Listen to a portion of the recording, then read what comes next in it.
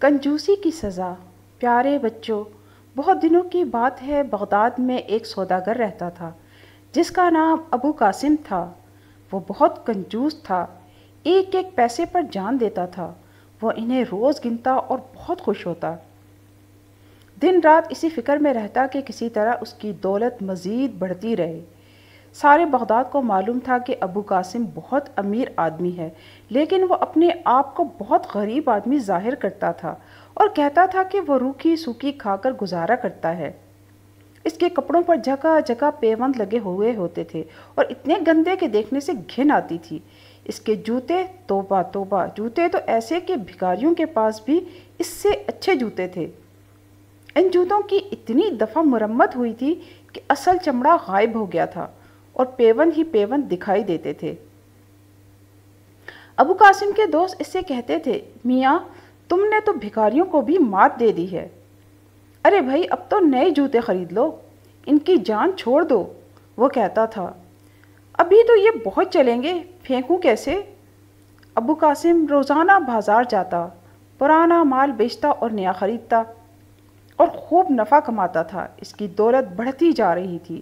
ایک دن اس نے بہت سی خوبصورت نازک سی شیشیاں خریدیں اور عمدہ عطر خرید کر گھر لے آیا۔ اس نے شیشیوں میں عطر بھرا اور خوش ہو کر بولا، آہا، یہ عطر بیچ کر خوب منافع کماؤں گا۔ اسی خوشی میں اس نے سوچا آج کسی شاندار حمام میں غسل کرنا چاہیے۔ قاسم حمام گیا تو وہاں کچھ دوست مل گئے۔ انہوں نے اس کے پھٹے پرانے جوتے دیکھے تو بولے، بھائی اگر پیسے نہیں خرچ کرنا چاہتے تو ہم سے لے لو، مگر خدارا یہ جوتے تبدیل کر لو۔ قاسم نے ہنس کر بات ٹال دی۔ اس نے اپنے جوتے اور کپڑے اتار کر حمام کے باہر ایک طرف رکھ دیے اور غسل خانے میں گھس گیا۔ اتنے میں شہر کا کوتوال حمام میں نہانے کے لیے آیا۔ اس نے بھی کپڑے اور جوتے حمام کے باہر رکھے اور دوسرے غسل خانے میں چلا گیا۔ ابو قاسم غسل کر چکا تو باہر نکلا اور کپڑے پہننے لگا۔ اب جو اس کی نظر جوتوں پر پڑی تو ہکا بکا رہ گیا۔ اس کے پھٹے پرانے جوتوں کے بجائے بالکل نئے جوتے رکھے ہوئے تھے۔ ابو قاسم کچھ دیر تو سر کھجاتا رہا، پھر اس نے سوچا شاید میرے دوستوں نے میرے لیے نئے جوتے خریدے ہیں، چلو مفت میں جوتے مل گئے ہیں، میرے پیسے بچ گئے۔ یہ سوچ کر اس نے جوتے پہن لیے اور خوشی خوشی گھر کی طرف چل دیا۔ یہ حرکت مسخرے کی تھی۔ جس نے ابو قاسم کے جوتے اٹھا کر کوتوال کے کپڑوں کے پاس رکھ دیے اور کوتوال کے جوتے ابو قاسم کے کپڑوں کے پاس رکھ دیے تھے۔ کوتوال باہر نکلا تو اپنے جوتوں کی جگہ گندے بوسیدہ جوتے دیکھ کر غصے سے آگ بگولا ہو گیا۔ اس کے سپاہیوں نے حمام کا چپا چپا چھان مارا، مگر جوتے نہ ملے۔ ملتے بھی کیسے، وہ تو ابو قاسم پہن کر چلا گیا تھا۔ ابو قاسم کے جوتے سارے شہر میں مشہور تھے، لوگوں نے دیکھتے ہی پہچان لیا کہ یہ اس کے جوتے ہیں۔ کوتوال نے حکم دیا کہ ابو قاسم کو اس کے سامنے پیش کیا جائے۔ اس نے نئے جوتے خریدنے کے بجائے ہمارے جوتے چرا لیے ہیں۔ سپاہیوں نے جاتے ہی ابو قاسم کی مشکیں کسیں اور اسے گھسیٹتے ہوئے کوتوال کے پاس لے آئے۔ کوتوال نے اسے 1000 روپیہ جرمانہ کیا اور اپنے جوتے واپس لے لیے اور اس کے واپس کر دیے۔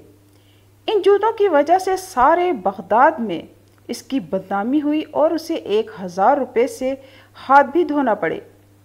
اس نے سوچا یہ جوتے مصیبت ہیں، انہیں کہیں دور پھینک دینا چاہیے۔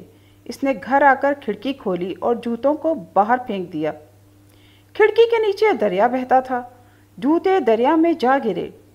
دوسرے دن مچھیرے نے دریا میں جال ڈالا، جال میں مچھلیوں کے بجائے ابو قاسم کے جوتے پھنس گئے، جس سے مچھیرے کا جال جگہ جگہ سے کٹ گیا، کیونکہ جوتوں میں جگہ جگہ کیلیں باہر نکلی ہوئی تھیں۔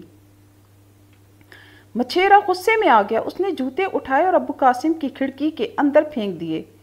کھڑکی کے پاس عطر کی شیشیاں پڑی ہوئی تھیں، جوتے پٹاخ سے شیشیوں پر جا گرے، شیشیاں فرش پر گر کر چور چور ہو گئیں اور سارا عطر بھی بہہ گیا۔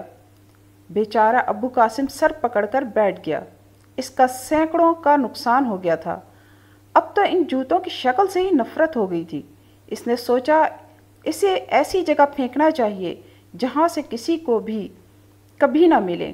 اس کے ذہن میں ایک ترکیب آئی، وہ خوش ہو کر بولا، بس یہ ٹھیک رہے گا، زمین میں دبا دوں۔ ابو قاسم اپنے باغ میں گیا اور گھڑا کھودنے لگا۔ ایک پڑوسی ادھر نکل آیا، اس نے ابو قاسم کو گھڑا کھودتے ہوئے دیکھا تو دل میں کہنے لگا، ضرور اسے کوئی خزانہ ملا ہے جب ہی یہ گھڑا کھود کر دبا رہا ہے۔ میں ابھی جا کر وزیر کو بتاتا ہوں۔ بادشاہ کو حکم تھا جب کسی کو خزانہ ملے تو فوراً حکومت کو خبر کر دے، ورنہ سخت سزا ملے گی۔ وزیر نے ابو قاسم سے پوچھا، بتاؤ خزانہ کدھر ہے؟ اس نے کہا، حضور خزانہ کیسا، میں تو اپنے جوتے زمین میں دبا رہا تھا۔ وزیر بولا، کوئی جوتے بھی زمین میں دباتا ہے؟ ضرور تمہیں کوئی خزانہ ملا ہے، سچ سچ بتاؤ ورنہ ایسی سزا دوں گا عمر بھر یاد رکھو گے۔ ابو قاسم بہت چیخا، چلایا، قسمیں کھائیں، مگر وزیر نے ایک نہ مانی اور اس پر 10,000 روپے جرمانہ کر دیا۔ وہ روتا پیٹتا گھر آیا۔ یہ جوتے اس کے لیے عذاب بن گئے تھے، ان کی وجہ سے اسے ہزاروں روپوں کا نقصان ہو چکا تھا۔ وہ چاہتا تھا کہ اسے ایسی جگہ پھینک دے جہاں سے کبھی بھی نہ مل سکے۔ دوسرے دن ابو قاسم صبح سویرے نکلا اور دوسرے شہر چلا گیا۔ یہاں ایک تالاب تھا، اس نے جوتے تالاب میں ڈال دیے اور اس وقت تک انہیں دیکھتا رہا جب تک وہ مکمل ڈوب نہ گئے۔ تب اس نے سکون کا سانس لیا اور گھر کی راہ لی۔ لیکن وہ تالاب کوئی معمولی تالاب نہیں تھا۔ اس تالاب سے پائپ کے ذریعے بغداد کو پانی جایا کرتا تھا اور یہی پانی سارا شہر استعمال کرتا تھا۔ ابو قاسم کے جوتے بہتے بہتے پائپ تک پہنچ گئے اور اس میں ایسے پھنس گئے کہ پائپ کا منہ بند ہو گیا۔ اس دن بغداد کے لوگوں کو پانی کی ایک بوند نصیب نہ ہوئی۔ سارے شہر میں شور مچ گیا۔ بادشاہ کے سپاہی دوڑے دوڑے تالاب پر گئے۔ 2 آدمی کشتی میں بیٹھے تھے اور تالاب کھنگالا تو ان کے ہاتھ جوتے آئے۔ سپاہی دیکھتے ہی پہچان گئے کہ یہ ابو قاسم کے جوتے ہیں۔ اس دفعہ ابو قاسم کو 1 مہینہ جیل میں رہنا پڑا اور 10,000 روپے جرمانہ ادا کرنا پڑا۔ اس کے بعد اس نے سوچا جوتے جلا دیے جائیں، لیکن جوتے گیلے تھے، وہ تو انہیں سکھانے کے لیے چھت پر لے جا رہا تھا۔